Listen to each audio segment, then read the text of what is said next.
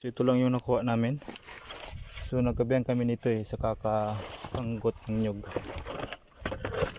Ayan. No? Ayan, so konti lang to, nasa 50 piraso lang. 50 piraso lang yata to Ayan, no? So nagkabihan kami nito. Kasi mga ano kami nagsimula pa gabi na mga alas 5. So ito lang.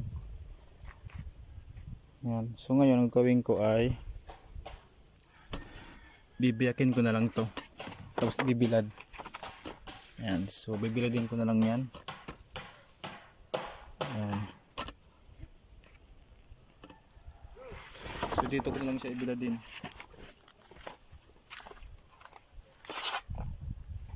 So ang gawin ko dito ay biyakin ko lang to. Ayan. Ayan o. Ganyan lang. Tapos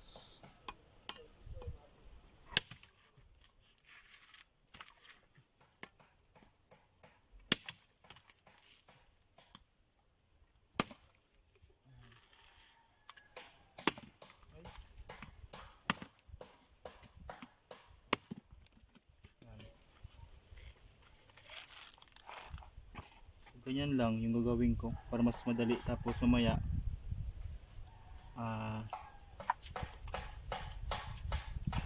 kukulin ko lang to. Mamaya guys, hapon pag uminit ng uminit ng diretso,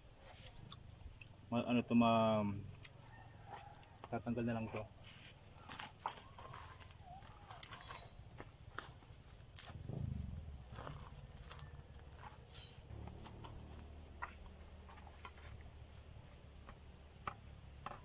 Pwede mang ganito yata.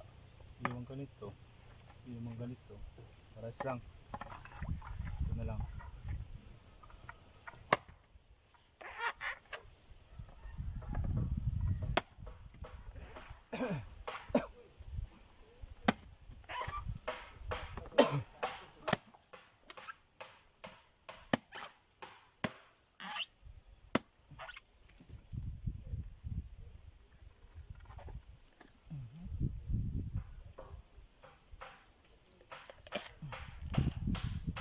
Tayo guys na sabaw.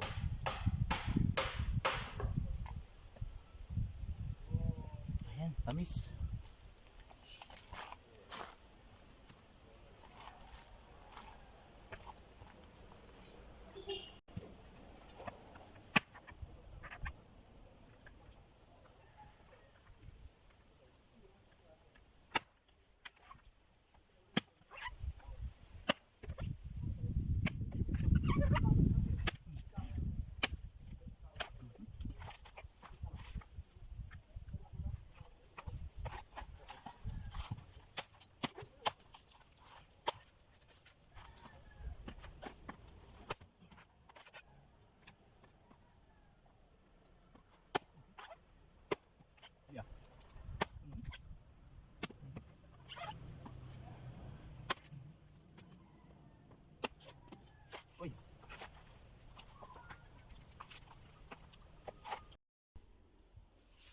So ayan guys, bali ito na nga pala yung nabiyak ko na mga nyug. So ayan. Ayan o. So konti lang. Ayan, kasi konti mo lang yung puno dito sa amin. Ayan o. So kahit pa paano ay pwede na yan mapagkapiraham. Ayan o. So mamaya ang hapon baka pwede ko na yan matingkal o mahukal. Basta yun na yun.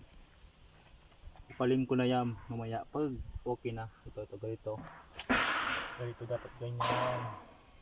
Basta ganyan no. So tatanggalin ko to. Ito siyempre kunin ko lang dyan yung laman.